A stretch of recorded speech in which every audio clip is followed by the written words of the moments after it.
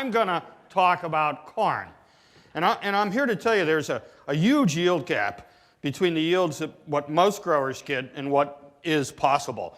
And those yields that are possible are demonstrated by the winners of the U.S. National Corn Growers Contest. You know, they have 18 winners in different categories.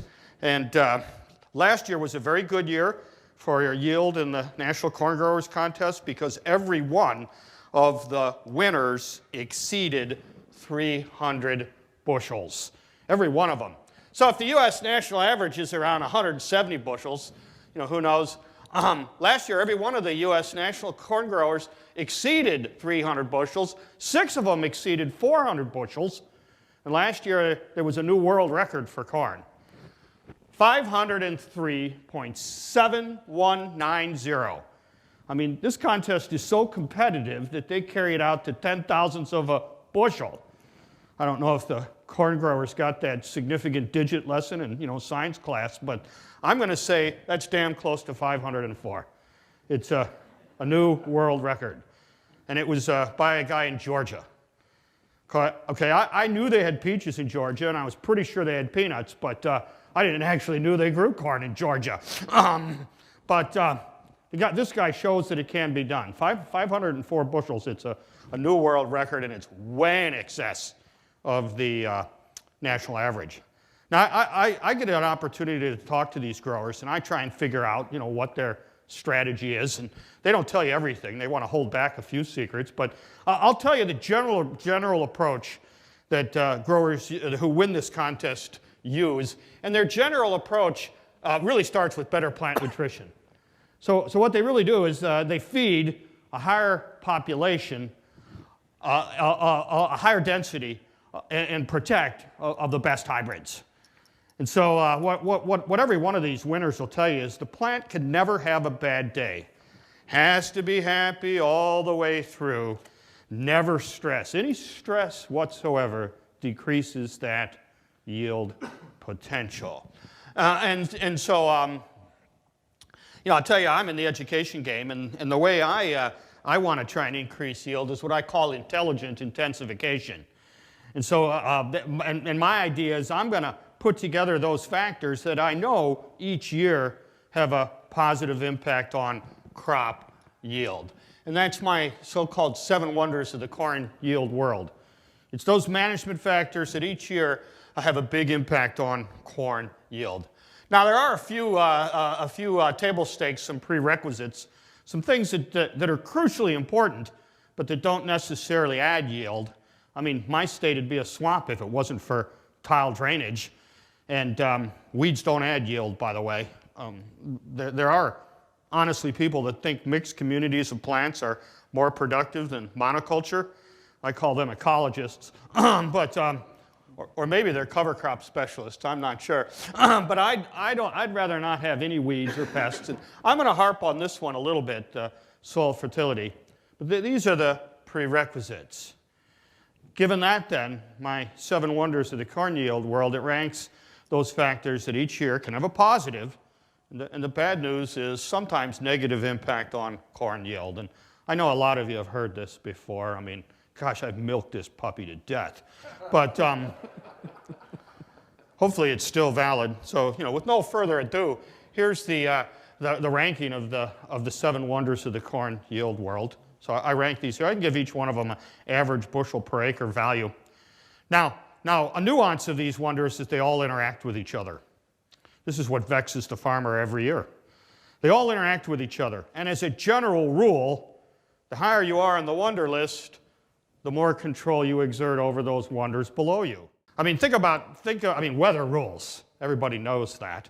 When any of my grand agronomic schemes don't work, you know, which sadly is fairly often, I just blame the weather. So the weather rules. Pretty sure that's why Monsanto spent, you know, $1 billion to buy a weather company.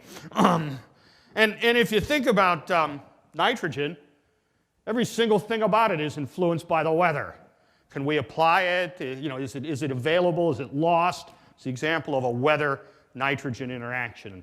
So all these things interact with each other. I've given them an average value. Of course, it's an average. Sometimes the average is a pretty large range. And the way this story goes is if you have the average value of all of the wonders, you should be able to grow 260 bushels, which, by the way, is fairly routine these days. And of course, to get more, you got to enhance the positive interactions among these things. Now, I could talk about each one of these ad nauseum, but I'm going to focus on one of them, and one of them that I think is important to today's discussion, and that is plant population, number 5. So this is one that can go either way. It can go up or down, but I'm here to tell you a lot of growers are giving up yield because they're not planting enough plants. And of course, it has something to do with the high cost of seed. That's why they're not planting enough plants. But I'm going to tell you that this is the factor that's changed the most in most farmers' career. I'm going to show you the average yield in the U.S. over the last 50 plus years, and then I'll superimpose over that the average plant population or density that was grown in the U.S. over that same time period. So what I'm showing you here is, again, a 50-year plus period. I'm showing you grain yield. This is in orange. Oh, a Illini orange, by the way. And you'll notice that the average yield in the U.S. goes up and down depending on that year's weather. I mean, here's a few weather fiascos. But overall, the yield over the last 50 years has gone up a little more than 2 bushels per acre per year. And associated with that increase in yield has been a linear increase in the number of plants planted. That's the blue line. So I want you to hearken back to 1965. In 1965, the average yield in the U.S. was about 70 bushels per acre, planting less than 18,000 plants per acre. And now, a little more than 50 years later, the average yield is more than doubled, and the planting population is almost 32,000 plants per acre. That was the average density grown in the U.S. So, and guess what? This factor has to go up in order to grow high yields, despite the high seed cost. It has to go up. And one of the reasons plant population is so important for high yield is it is a component of yield. I mean, you could make corn yield into a math equation, by multiplying the 3 yield components together. I like to call this an algorithm. And so corn yield is a product function of how many plants you have per acre, times how many kernels are in every plant, times the weight of each individual kernel. And an increase or decrease in any one of these can be responsible for an increase or decrease in yield, and they act at different times in the growth and the life of the plant. I mean, plants per acre, that's planting and emergence. Kernels per plant, the determinant corn plant, that's the period around flowering, and weight per kernel is during seed filling. Now, I measure these yield components all the time in our research trials, and this is how I can tell if somebody is lying to me about the yield they claim to have achieved. I can tell you exactly what a 200 or a 250 bushel corn crop looks like with yield components, and I'll speculate, what the yield components have to look like to grow the holy grail, the 300 plus bushel per acre corn. So 200 bushel per acre corn, this is what she looks like every time. It's 32,000 plants per acre. It's the final stand, not planted. Every plant has to have 550 kernels. That would be an ear that has 16 rows, 34 kernels on a row, or 18 by 30, but it's got to be all 32,000 of them. And then each individual seed, each single seed, has to weigh 250 milligrams. So I use the metric milligram to make this appear more scientific. That's 4 kernels per gram, and that's dry weight. That would be the equivalent of 87,000 kernels per bushel. A lot of times when you do a yield test, you use 90,000 as the divisor. So that would be 87,000 kernels per bushel.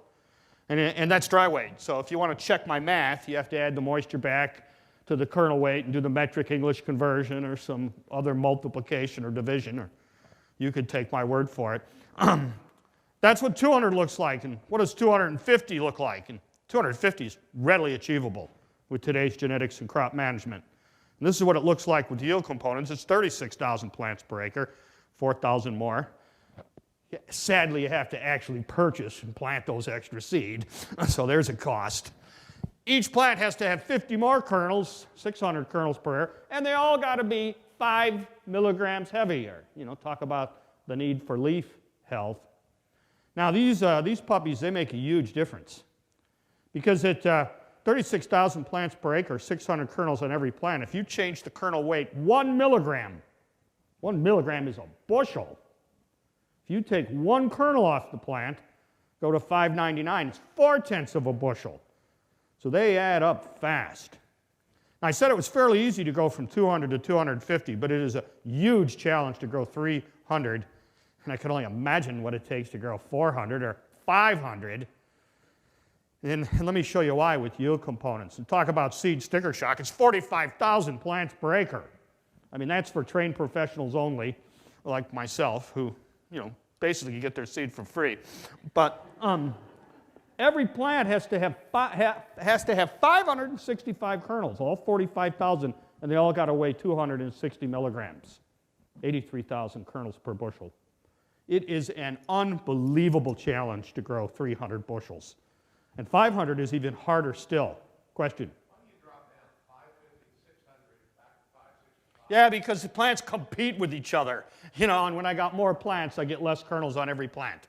I mean, if you could keep that higher, oh boy, that'd be a good thing. I mean, so I've modeled the math of what it's going to take. Now you can get 300 bushels by manipulating one of these other yield components. I mean, I've heard people claim they got 300 bushels at 32,000 plants per acre. And it can be done if every kernel on the plant weighs 370 milligrams. I mean, they're all the size of my thumb. That's 58,000 kernels per bushel. It's a fish story. Never going to happen. You can grow 300 bushels at 36,000 if every kernel is 305 milligrams. Okay, now they're the size of my middle finger. So you see what I think about that. But that would be 70,000 kernels per bushel. I think growers are going to have to bite the bullet and plant more plants despite the high seed cost. And that dude in Georgia had 55,000 plants per acre in order to do it. So, of course, the problem with, 45,000 plants, despite the high seed cost, is that that's too many plants. They compete with each other.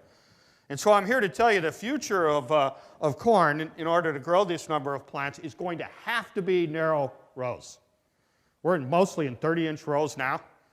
But I'll tell you that the future of corn has to be 20-inch or narrower rows in order to do it. So I show you here, this is one of my research plots. There's 45,000 plants per acre in a 30-inch row, and every plant within that row is 4.6 inches apart. If I put it in a 20-inch row, guess what? Now they're 7 inches apart. And I don't have time to show it to you, but my research basically shows that as high as you can legitimately go in a 30-inch row is 38,000. After that, it gets too risky.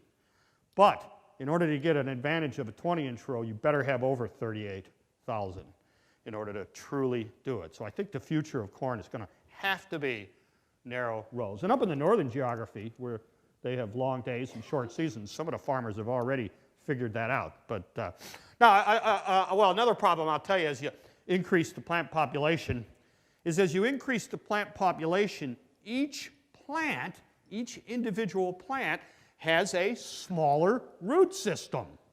So I show you here the size of the root system. This is near the end of seed fill. I show you the size of the root system at the so-called normal population, and the root system per plant. And there's the size of the root system at a 45,000 plants, and you'll notice it's distinctly smaller. Now, I have a theory. This is what us academics do. We come up with these learned theories. And my theory is that water and mineral nutrients enter the plant through the root. and therefore, as the root system gets smaller, when I'm planting more plants, that's going to make things like feeding that plant way more important. This is the driving factor that's going to increase yield, more plants per acre. And I think this is one of the factors that really necessitates that we rethink fertilizer management. I'm here to tell you that I'm not convinced that a soil test data is necessarily calibrated to 45,000 plants per acre or is necessarily calibrated to the yield potential that exists in today's hybrids. I want you to think about when soil test data was calibrated to grain yield, and it was done in the 60s and 70s. And I just got done showing you that in the 60s, the average yield of corn in the U.S. was 70 bushels. less than 18,000 plants per acre. And now it's, the average yield is 170 with 32,000 plants per acre, on the way to 45,000 to grow 300 bushels. I'm not convinced it's calibrated for that. So the question I'm going to pose is, do the higher populations, the higher genetic potential of today's hybrids, do these necessitate better fertilization strategies? And I'll tell you how we mostly fertilize. So mostly what we fertilize, well, there's a whole bunch of different ways to fertilize in a lot of new programs. But still, what most growers do is they take their expected yield and multiply by some coefficient and then apply that. P and K, they base it on the soil test.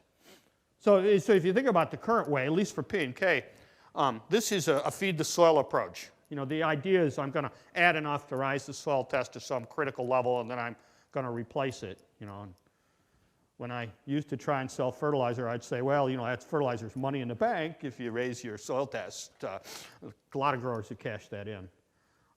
Now, if the soil test is low, I think you need to do something about it. But I'm not convinced that if a soil test is medium, or even in some cases high, that soil necessarily means that it's going to release those nutrients fast enough.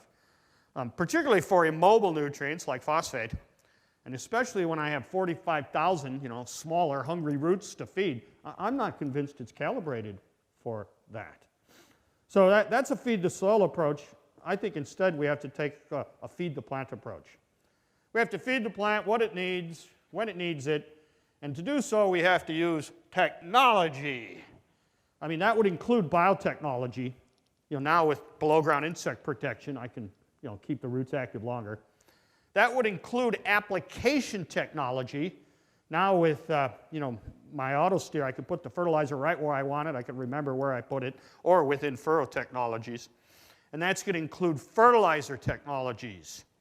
These are fertilizers that supply more than one key element or have something associated with them that keeps that element from being lost or tied up. And I think you're going to hear an awful lot more about those kind of technologies.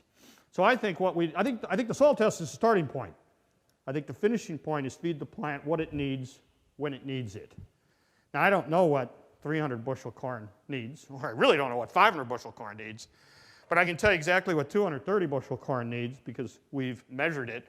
So some of my favorite nutrients required to produce 230 bushel corn. What I'm showing you here is for each of my favorite 6 nutrients, this is how much of each of these elements a 230 bushel corn crop has to suck up over the course of the growing season.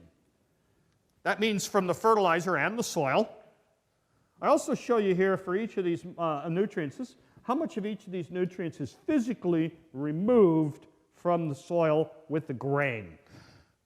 And this is how much that when the farmers harvest the grain, they take off the field and send someplace else. And in a good year, I'm guessing most of this somehow ends up in China. But this is roughly, and this is analogous to fertilizer maintenance. And then I'm also showing what's known as the harvest index. And the harvest index means of the amount the crop sucks up, what percentage of it is removed with the grain. Now these are my 6 favorite nutrients. And I get excited about a nutrient as a limiting factor for corn yield if one of 3 things happens. Well, and the first one is it has a very interesting pattern of uptake over the course of the growing season. And that would be true of the micronutrient boron. So I'm going to show you an uptake pattern for each of these nutrients, and I'll try and do this fairly quickly, but I explain what I'm showing you here. What I'm showing you for this 230 bushel corn is the uptake pattern of boron uptake, in this case ounces per acre, as a function of time. And I express time, thermal time, growing degree days, and on growth stages.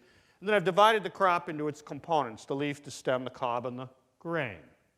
So here I'm showing you the seasonal uptake pattern of boron. And there's one really interesting thing when it comes to boron uptake, and you'll notice it's right here around flowering, is right at flowering, there's actually a loss of boron in the plant. See this dip here? And of course that's because boron plays a huge role in pollination. Being lost in the pollen, it's in the silks, and so So that, otherwise it's immobile in the plant, but not right then. So that follows my criteria of an interesting pattern of uptake. My other criteria is that the crop needs a lot of it, especially if it needs a lot of it in a short time. And that would be true of potassium. So again, I show you the same thing. This is potassium. Here's the uptake pattern of, the seasonal uptake pattern of potassium. And what I want you to notice is this sucker's got screaming uptake during vegetative development. In fact, by the time the crop flowers, 85% of the potassium that the crop needs has to be in the crop. And then my third and my most important criteria is that the nutrient has a high harvest index. Here's my stupid thinking. I want to grow a lot of grain. And therefore, those elements where most of what the plant takes up ends up in the grain must be the most important ones for high yield. In other words, those elements with a high harvest index. And based on that criteria, my 4 favorite elements for high corn yield, the ones with the highest harvest index, are nitrogen, phosphate, sulfur, and the micronutrient zinc. They have the highest harvest indices. And you'll notice phosphate is the highest of all. So if you talk about nitrogen, not only does it have a high harvest index, but it also fits this criteria that the crop needs a lot of it. And I'll show you here the uptake pattern of nitrogen for 230 bushel of corn. You know, and the question is, well, where's the sweet spot for nitrogen uptake? And the answer is, well, it's right there, between V12 and R1. If you look at a 230 bushel corn crop between V12 and R1, it has to, well, a V12 crop has 50 pounds of N per acre in it. And an R1 or flowering crop has 200 pounds of N per acre in it. So that means between V12 and R1, that crop has to suck up 150 pounds of N. And that's roughly a 3-week period, usually the 3rd week of June to the 2nd week of July. It has to suck up 150 pounds of N in that 20-day period. That's more than 7 pounds of N per day, every day, for 21 straight days. And this is for 230 bushel corn. I'm pretty sure it's even higher than that for 300. And here's the bad news. If I don't suck up my 7 today, I can't go back and take up 14 the next day. I just fall behind. This is not the time to be short of N, I'll tell you, because you're making the business end of the plant, the leaf and the stem. Now, after taking up 7 pounds of N per day every day for 21 straight days, that crop has 200 pounds of N in it, 75% of the total. Still got to take up 60 pounds after flowering. A little wardrobe malfunction here. And that 60 pounds after flowering goes right to the grain, but guess what? It's not enough to meet the needs of the grain. So see how the leaf and the stalk, they cannibalize themselves to support grain development? And this screams limiting factor, and it is, after all, the second wonder. And it's even worse for phosphate. A 230 bushel corn crop over the course of the growing season has to take up 101 pounds of P2O5. That would be 200 pounds of MAP, 80% of which is removed with the grain. Notice there's 2 sweet spots for phosphate uptake. There's one of them here between V12 and R1, more than 2 pounds per acre per day. But the other one is during grain fill. Half of the phosphate that crop needs has to be taken up after grain filling. Half of it. I mean, a half a pound P2O5 per acre per day every single day of grain filling. And even like I showed you with N, that's not the roots can't get enough, so the plant cannibalizes themselves. This element is one of the most overlooked and most important in achieving high corn yield because of its season-long uptake and because of some of the chemistry that we'll hear about it that occurs in the soil. Now, some of my other favorite ones, again, are sulfur. Sulfur looks a lot like phosphorus in that only half of it's in the crop and flowering. With one exception, there's very limited remobilization from the vegetation for sulfur. So this grain sulfur, boy, that has to come in through the root. And the same thing is true of zinc. Half the zinc has to be taken up after flowering, and you really can't rely on the vegetation to supply it. And of course, phosphate and zinc in both the soil and the plant go hand in hand. We'll hear a lot more about that. So my idea of better nutrition is feed the plant what it needs, when it needs it. I'd love to have a fertilizer that had my 6 favorite elements all in the same granule, but I'll tell you my favorite 4 are nitrogen, phosphate, sulfur, and zinc. So my idea of a better source would be to somehow supply these 4 elements in a way that keeps them available to the crop season long. There's a couple of ways to do this, and of course this also includes the chelate technologies that I think we're going to hear about today. My idea of a better place or better application is to put that crop right under the row. And this would also include in-furrow to get that crop off to a better start. So my idea of a better application is I band the fertilizer right under the row. Got my hands on a toolbar, and with this toolbar, I can band that nutrient 4 to 6 inches deep, right under the future row. And then I come back with the planter and I plant the seed directly over that band.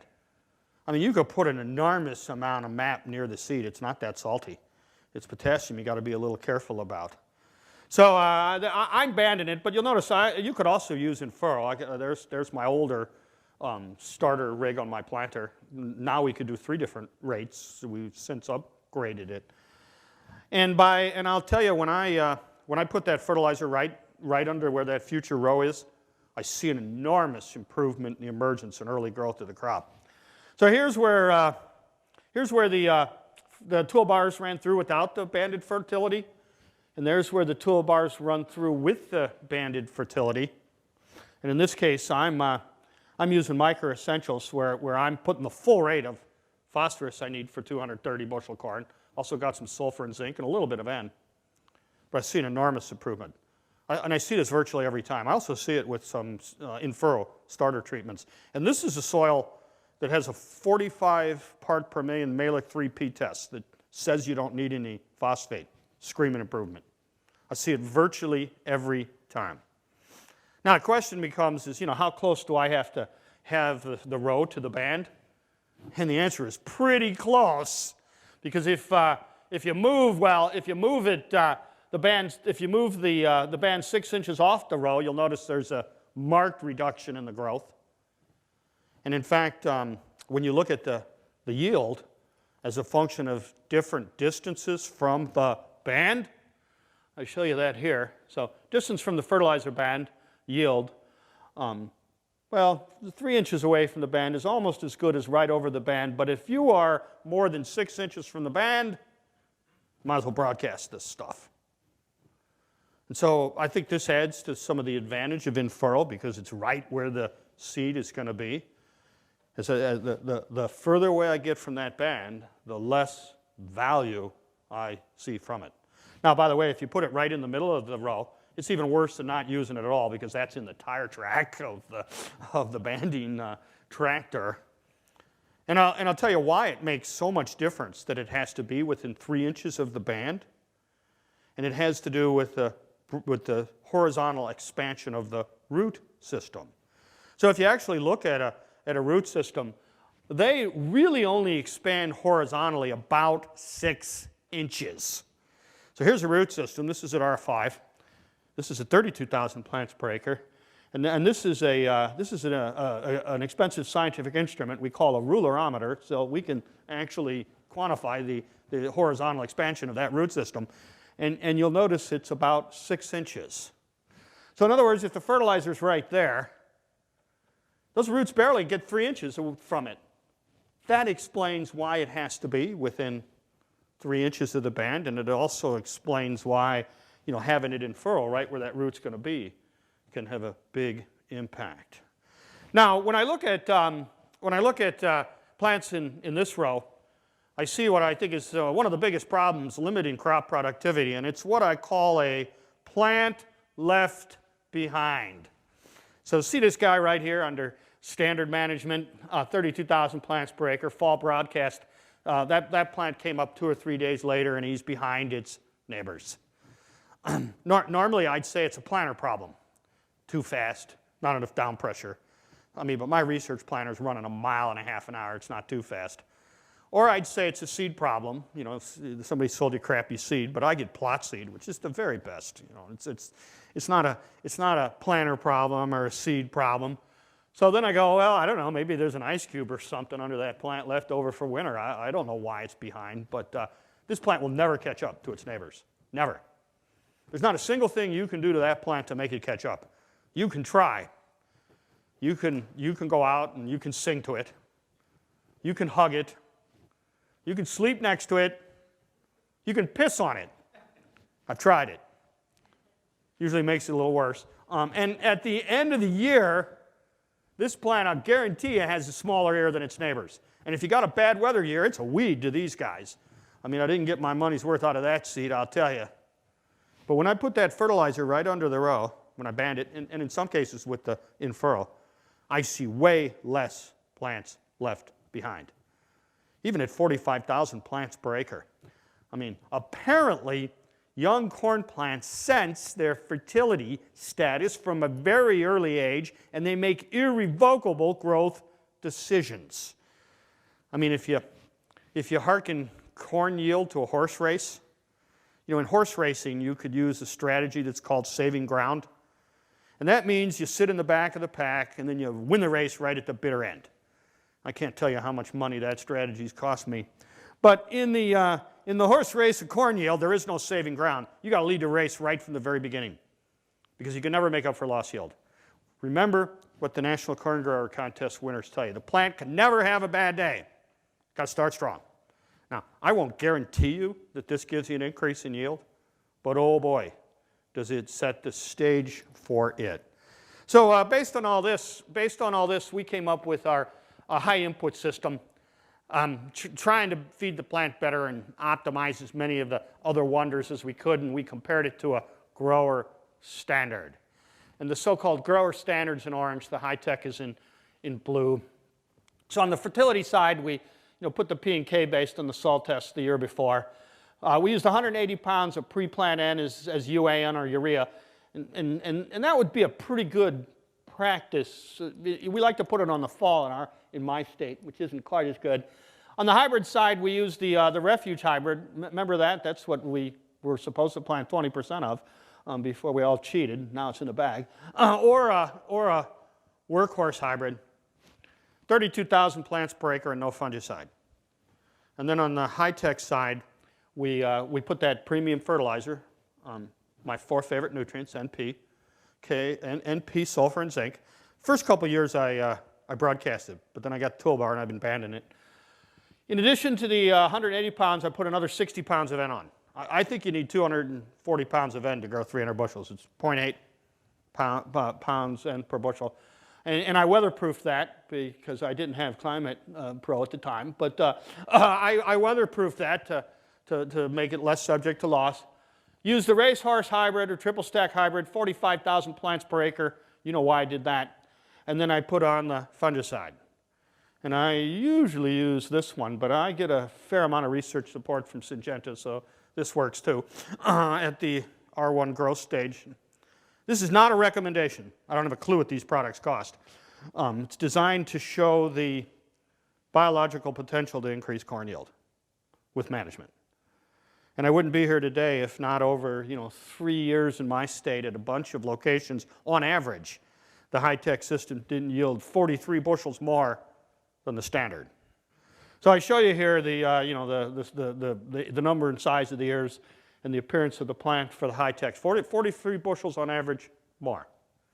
And of course that advantage varies according to the year. So I showed you that each of the individual years here separately. So there's the standard yield. There's the high input yield. And this, by the way, this is a scientific symbol that means I subtracted this from this. You can check my math. But notice it does vary by year.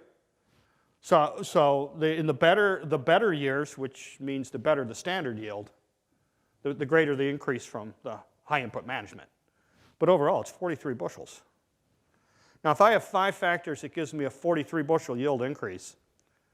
Is each one of these factors worth 9 bushels? Or are some factors worth more than the others? I mean, so this is 5 factors. I'm going to hearken this to like my basketball team of management. Which one is my superstar that I have to pay for regardless of cost? Or better yet, who's the slacker, which means I don't have to pay for it? That's a very difficult statistical question. And so in order to answer the question, who's the superstar and who's the slacker, we use a new rendition of an experimental design we call an omission plot. I know you hate experimental designs, but I'm a glutton for punishment, so I'm going to try and explain this to you. And if you don't understand this, you won't understand the data I show you, so you can take out the smartphone. But in 12 treatments, here's the full Monty, Hightech in blue, there's the standard in orange. And I'm going to hearken this to like basketball teams. So the blue is the pro team, the orange is the high school team. I'll assume the pro team beats the high school team. And then what I do, one factor or one player at a time, is I replace the pro player with the high school player. And I look at how badly doing that drags down the performance of those other 4 pro players. And I do that for every position. Then at the same time, I take one pro player and put him on the high school team, and I look at how well one pro player elevates the performance of these other sucky high school players, and I do that for every position. This would be like if you had 5 side-by-sides, right, standard agronomy. But this makes a fantastic visual demonstration in the field, because I could walk these plots and I can see a large difference in yield in a small space. I could root for my favorite factor, which is probably whatever it is I'm trying to sell you. But I'm going to show you this side of the curve first. So if you only did one thing, what should you do? And I'm going to average it over all 3 years in the interest of time and all the locations. So averaged over the locations in years, and we published some of this just recently, actually. Here's the standard management, 185 bushels, and now I'm looking at the impact of adding one factor and only one. So I got that better fertility, I got 7 bushels. I have the extra nitrogen that's weather protected, I gain 9. That's the superstar alone. It is after all the second wonder.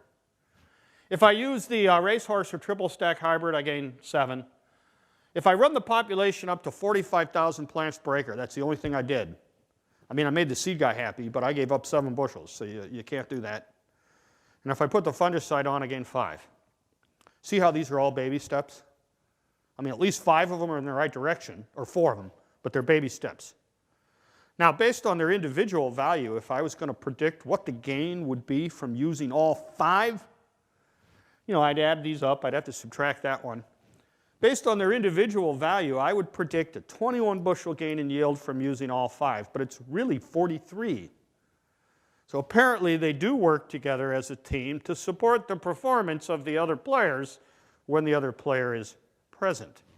Now I'm going to show you this side of the curve. So again, if you leave one of the factors out of the high-tech system, of the high input system, and you're going to see there's no one thing you do for high yield. It's what you don't do as part of the package that kills you. So now I'm showing you the high-tech side. It's on average 43 bushels more, and I'm looking at the loss in yield from omitting one. You had the other 5 there, the other 4 there. So in other words, I left out that extra fertility, that phosphate, sulfur, and zinc fertility. I lost 11. If I didn't have that weather-protected N, I lost 12. If I used the refuge or workhorse hybrid, I lost 16. If I only had 32,000 plants per acre, I lost 7. Man, they're all filled to the tip, but it's not enough. And if I had more plants that were well fed, protected from insects with below-ground insects with biotech, and I didn't finish it off with a fungicide, I lost a whopping 21. It's not what you do, it's what you don't do that kills you. So I summarized these here to show you that the loss in yield from omitting the factor on the high-tech side is greater than the individual gain from using it alone. This necessitates the systems approach. Now here I've averaged it over all the years in trials, but with this omission plot design, we could determine which one of these factors was the most valuable player in that year. And what you see is the factor that wins the most valuable player award differs according to that year's weather. So I show you the most valuable player here. And it doesn't mean the others weren't valuable. This is the one that got the most valuable player award. So there's the winning factor. That's how much yield you gained in the standard system if you use that factor alone, and that's how much you lost in the high input if you omitted it. So in 2009, it was a good year for corn. It was the rootworm trait that was the most valuable player. Worth 9 alone, cost me 25 if I left it out of the Hightech. In 2010, it was warm and wet during grain fill. There was disease. The fungicide was the most valuable player.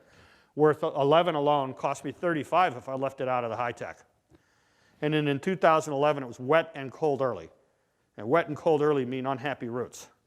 And so therefore, the banded fertility was the most valuable player.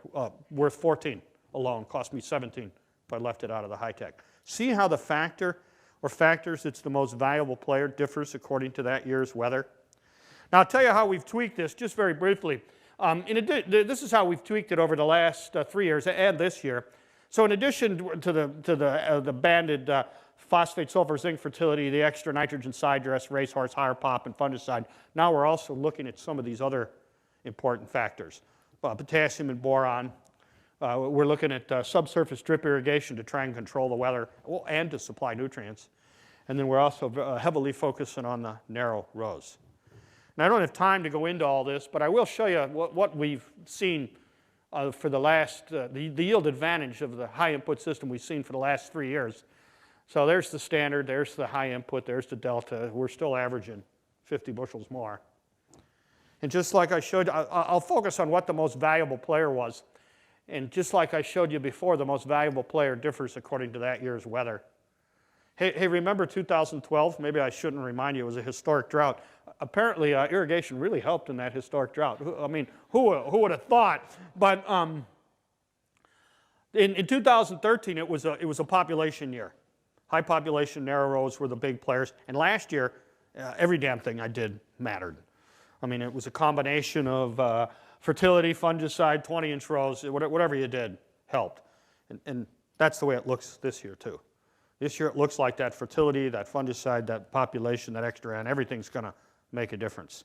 So I'm going to conclude. I'm going to tell you that by understanding those factors that each year have a big impact on corn yield, the so-called 7 wonders, this gives growers the opportunity to increase yield with better management.